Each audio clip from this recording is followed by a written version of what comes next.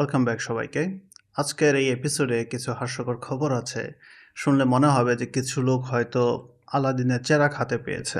প্রযুক্তি থেকে ব্যবসা ঝাপানো কাণ্ড কারখানা। সবাই লাইনে বসুন, আস্তে আস্তে সবকিছু ঢেলে দেওয়া হবে কয়েক মুহূর্তের মধ্যে। আর হ্যাঁ, আপনাদের অমূল্য সময় নষ্ট করা ছাড়া আর কোনো উদ্দেশ্য আমাদের নেই, সেটা আগেই পরিষ্কার করে দিলাম। তো কাজেই সবাই সিট বেল্ট বেঁধে বসুন, আমরা এখন শুরু করি। এবার পাগলামির ফোয়ারা ফেটে পড়তে চলেছে। তো প্রথমে আসি চাঁদে ডেটা সেন্টার বানানোর পরিকল্পনা নিয়ে, যেটা শুনলে আপনার মনে হতে পারে এত বড় পাগলামি কে করে। ডেটা সেন্টার আমরা দেখেছি বিভিন্ন ওয়্যারহাউস টাইপের ডিজাইন করা হয়, পানির নিচে আমরা ডেটা সেন্টার দেখেছি, কিন্তু এবার চাঁদে data centre. Loan star data holdings ঠিক সেটাই করতে যাচ্ছে। তাদের যুক্তি, পৃথিবীতে যুদ্ধ, ভূমিকম্প আর প্রাকৃতিক দুর্যোগের হাত থেকে গুরুত্বপূর্ণ ডেটা বাঁচাতে চাঁদের মতো নির্জন স্থানে রাখা বুদ্ধিমানের কাজ। যেরকমটা আমরা দেখি মহাকাশচারীদের ভেসে থাকার মতো একটা পরিস্থিতি, সেরকম পরিস্থিতি হয়তো ডেটাও এখন শূন্যে ভেসে থাকবে। যদিও সার্ভার রুমের সারি, আপনারা হয়তো দেখে থাকবেন কিভাবে সার্ভার রুমের সারি সারিভাবে সার্ভার বসানো থাকে। যদি এরকম একটা সার্ভার ল্যান বসানো হয় চাঁদে, লেটেন্সি হবে প্রায় 1.4 সেকেন্ড। লেটেন্সি হচ্ছে একটা জায়গা থেকে আরেকটা জায়গায় ডেটাটা যাইতে যে পরিমাণ সময় লাগে সেই সময়টা। 1.4 সেকেন্ড, এটা অনেক লম্বা একটা সময়। আবার চাঁদের অস্বাভাবিক তাপমাত্রা, চাঁদের পৃষ্ঠের যেই অবস্থা আমরা জানি, সেটা ভেবে দেখলে বোঝা যায় কাজটা মোটেও সহজ হবে না। ওকে, চাঁদে ডেটা রাখার ফ্যান্টাসি শুনে হয়তো সায়েন্স ফিকশন লাগে, কিন্তু এদিকে আমরা পৃথিবীতে 1 সেকেন্ড অপেক্ষা না করে রিলস স্ক্রল করতে থাকি। এবার ইনস্টাগ্রাম কি পরিকল্পনা করেছে, চলুন সেটা দেখা যাক। ইনস্টাগ্রামের ভাবনা টিকটকের দাপট কমাতে রিলসকে আলাদা অ্যাপ হিসেবে নামানোর পরিকল্পনা। ইনস্টাগ্রামের মধ্যে মানুষ সব থেকে বেশি রিলসই হয়তো ব্যবহার করে। এখন রিলস যদি আলাদা হয়ে যায় তাহলে ইনস্টাগ্রামের মধ্যে আর বাকি থাকবে কি? মানুষ কি ইনস্টাগ্রাম আলাদা ইউজ করবে? আর এরকম একটি অ্যাপ যেটাতে শুধুমাত্র স্ক্রোল করতে পারবে মানুষ, শুধু ছোট ছোট ভিডিও থাকবে, এরকম একটা অ্যাপ যদি বাজারে আসে তাহলে মানুষকে আদৌ স্ক্রল থেকে উঠতে পারবে? যেহেতু টিকটক আমেরিকায় কিছুটা অনিশ্চিত, ইনস্টাগ্রাম এই সুযোগে নতুন প্ল্যাটফর্ম দখলের চিন্তায় ব্যস্ত। কিন্তু এর ফলে আমাদের স্ক্রিন টাইম কি অগাধ বেড়ে যাবে না? সেটা আমরা অদূর ভবিষ্যতেই দেখতে পারবো। আবার এমনটাও হতে পারে যে এরকম অ্যাপ মানুষ হয়তো খুব বেশি চালাবে না, ইউজ করবে না। তবে সত্যি বলতে যেহেতু টিকটক ফেমাস হয়েছিল, তার মানে একটা চান্স আছে যে এরকম একটা অ্যাপ আলাদাভাবে তৈরি করলে সেটা হয়তো মানুষ দেখবে। ওকে, টিকটক আর ইনস্টাগ্রামের লড়াই চলুক। অন্যদিকে এআই বিশ্বের মুকুট পরে আছে এনভিডিয়া, কিন্তু তাদের সঙ্গী যেমন ডেল, এইচপি, এদের অবস্থা খুব একটা ভালো না। চলুন ব্যাপারটা একটু খুঁটিয়ে দেখি। এনভিডিয়া এখন এআই এর অপ্রতিদ্বন্দ্বী রাজা। তাদের জিপিইউ ছাড়া এআই ট্রেনিং যেন ভাবাই যায় না। ডেল, এইচপিই আর সুপার মাইক্রো তাই সার্ভার বিক্রি করে মুনাফার আশা করছে, কিন্তু শোনা যাচ্ছে বাস্তবে মার্জিন খুব একটা বেশি না। কারণ বড় বড় ক্লায়েন্টরা প্রায় এনভিডিয়ার উপর নির্ভর করে বলে পার্টনারদের হাত পা অনেকটা বাধা। এনভিডিয়া নেটওয়ার্কিং থেকে শুরু করে স্টোরেজ সবখানি নিজের প্রভাব খাটাচ্ছে, ফলে অন্যরা সুবিধা করে উঠতে পারছে না খুব একটা। এনভিডিয়ার আধিপত্য চলছে ঠিকই, কিন্তু নতুন এআই স্টার্টআপরাও দমে নেই। ডিপসিক এবার তার পরবর্তী মডেল R2 সময়ের আগেই বের করতে চাচ্ছে। কিছুদিন আগে তারা তাদের প্রথম মডেল R1 বের করে। এরপর একটা টাইম নির্ধারণ করা হয় যে এই টাইমের মধ্যে R2 মডেলটা পাবলিশ করা হবে, কিন্তু সেই নির্ধারিত সময়ের আগেই তারা তাদের R2 মডেলটা পাবলিশ করতে চায়। কেন? চলুন সেই ব্যাপারটা একটু দেখি। ডিপসিক এর আগের R1 মডেল আলোড়ন তৈরি করেছিল, এবার R2 অনেক আগে থেকে রিলিজ করতে চাইছে বলে শোনা যাচ্ছে। গুজব হচ্ছে উন্নত কোডিং স্কিল আর বহু ভাষায় রিজনিং করার ক্ষমতা থাকায় এই মডেল গুগল এবং ওপেনএআইকেও ভয় ধরিয়ে দিতে পারে। যদিও ওপেনএআই অভিযোগ করেছে ডিপসিক ডিস্টিলেশন কৌশলে তাদের প্রযুক্তি ব্যবহার করছে, মানে সোজা কথায় বললে ডিপসিক হচ্ছে ওপেনএআইয়ের মডেল চুরি করেছে। তবুও মাইক্রোসফট আর AWS ইতিমধ্যে ডিপসিকের R1 ভার্সন তাদের সার্ভিসে যোগ করে ফেলেছে। এখন দেখা যাক R2 এসে আরও আলোড়ন তৈরি করে কিনা। ডিপসিক তরতর করে সামনের দিকে এগিয়ে যাচ্ছে। অন্যদিকে অ্যানথ্রোপিক নিয়ে এসেছে এমন এক এআই যা ইচ্ছে মতো সময় নিয়ে ভাবতে পারে। শুনতে ব্যাপারটা কেমন লাগছে না? চলুন এটাও একটু ভেবে দেখি কি আছে এর মধ্যে। অ্যানথ্রোপিকের নতুন মডেল ক্লাউড 3.7 সনেট যেন একই সঙ্গে রিয়েল টাইম আর দীর্ঘ সময় চিন্তার যোগ্যতা রাখে। মানে একবার বলবেন যে কম সময়ে ভেবে উত্তর দাও, আরেকবার বলবেন লম্বা সময় নিয়ে ভাবো, দুটোই সম্ভব। এটাকেই বলে হাইব্রিড এআই ক্ষমতা।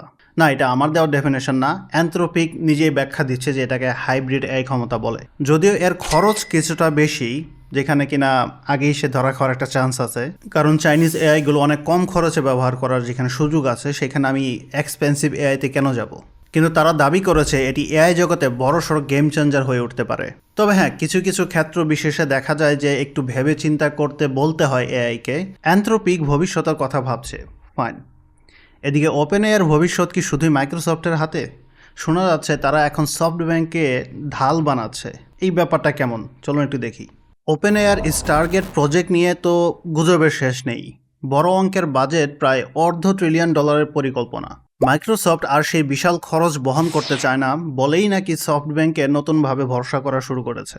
মাইক্রোসফট এখন অনেকটা বোর হয়ে গেছে, আর কত টাকা ঢালবো রে ভাই, ওই দেখ সফটব্যাঙ্কের কাছে অনেক টাকা ওর কাছ থেকে নিয়ে নেয়। এতে মাইক্রোসফটের ক্যাপেক্স নিয়ন্ত্রণে থাকবে আর ওপেন এআই পাবে দুর্দান্ত একটা ফান্ডিং উৎস। ফলে সুপার ইন্টেলিজেন্সে পৌঁছাতে ওপেন এআই এখন আরও বেশি আত্মবিশ্বাসী। প্রশ্ন হলো, এত বড় খরচ কতটা বাস্তবিক সফলতা বয়ে আনবে? আমরা দেখছি মানুষ একের পর এক তারা ফান্ডিং রেজ করেই যাচ্ছে, টাকা ঢেলেই যাচ্ছে ওপেন এআইয়ের ভিতরে। এরপর ওপেন এআই আবার রেভিনিউ মডেল চেঞ্জ করলো যাতে তারাও কিছুটা টাকা উপার্জন করতে পারে ইউজারদের কাছ থেকে, কাস্টমারদের কাছ থেকে। কিন্তু সেটা সাধারণত দেখাই যাচ্ছে যে এটা এখনো এনাফ না, তাদের আরও টাকা ঢালতে হবে কোম্পানির ভিতরে। আর এদিকে এআই যতই এগোক, আমাদের বাড়িতে স্মার্ট অ্যাসিস্ট্যান্টের জয় জয়কার শুরু হয়ে গেছে। এখন শোনা যাচ্ছে অ্যামাজন আনছে সাবস্ক্রিপশন ভিত্তিক আলেক্সা প্লাস। চলুন একটু খোঁজ নিয়ে দেখি এই ব্যাপারটা কি। আমরা অনেকেই অ্যামাজন, তারপর গুগলের স্মার্ট হোম অ্যাসিস্ট্যান্ট ব্যবহার করি। তো অ্যামাজনের এই সার্ভিসটা এতদিন মোটামুটি বলতে গেলে ফ্রি ছিল, আপনি শুধু একটা ডিভাইস কিনবেন, আপনার আর কোনো খরচ নেই। কিন্তু এখন তারা এটাতে সাবস্ক্রিপশন বসাতে চাইছে। অ্যামাজন নতুন আলেক্সা প্লাস চালু করতে যাচ্ছে, যা প্রাইম সদস্যদের জন্য ফ্রি, তবে অন্যদের জন্য মাসে $20 পে করতে হবে। ব্যাপারটা একটু উইয়ার্ড, কারণ অ্যামাজন প্রাইম প্রতি মাসে $8 থেকে $10 মতো নেয়। এতে সুবিধাটা হবে কি, এতে আপনি উন্নত কণ্ঠস্বরে কথোপকথন করতে পারবেন, পাশাপাশি restaurant booking, smart home control, এই সব কিছু সহজ করে দিবে। সরাসরি এই কাজগুলো এই অ্যাসিস্ট্যান্টগুলো এতদিন করতে পারতো না, এখন হয়তো করতে পারবে। আর ডেটা সুরক্ষা নিয়ে সেই পুরনো প্রশ্ন তো এখনও রয়েই গেছে। এখন সত্যি বলতে, আমরা সত্যি কি অতিরিক্ত আরেকটা সাবস্ক্রিপশন কিনতে যাব? এই বিজনেস যে মুভটা, এটা কি সত্যি ইফেক্টিভ হবে? তবু অ্যাটলিস্ট প্রাইম ইউজারদের ক্ষেত্রে নতুন একটা সুবিধা হয়তো তারা উপভোগ করতে পারবে। এতদিন অ্যামাজন প্রাইম ছিল, ওকে ফ্রি ডেলিভারি পাইতাম আমি, অ্যামাজন প্রাইম থেকে আমি ভিডিও স্ট্রিম করতে পারতাম। এখন নতুন একটা সার্ভিস যুক্ত হবে এই। তবে এই ব্যাপারটা এখন আমার কাছে উইয়ার্ড লাগতেছে যে অ্যামাজন প্রাইমের জন্য আমি আই থিঙ্ক এখানে আমি হয়তো €9 পে করি, আর যদি আমি এটা না করি, শুধুমাত্র আলেক্সা প্লাস ব্যবহার করার জন্য আমাকে হয়তো বা €18, €20 পে করতে হবে। ব্যাপারটা পুরাই উইয়ার্ড। স্মার্ট অ্যাসিস্ট্যান্ট বাড়ছে আর ইন্টারনেটে সার্চ করাও এখন অন্যরকম হয়ে যাচ্ছে দিন দিন।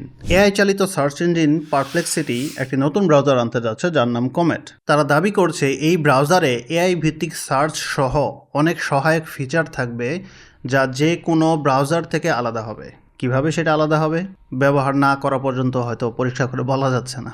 তবে প্রতিবন্ধকতা হতে পারে আইনি ঝামেলা আর কন্টেন্ট লড়াই, কারণ প্রকাশকদের সঙ্গে পারপ্লেক্সিটির সম্পর্ক এখনও খুব একটা সুবিধার না। দেখা যাক কমেট ব্রাউজার নক্ষত্রের মতো জ্বলবে নাকি কিছুদিন পরেই ফিকে হয়ে যাবে।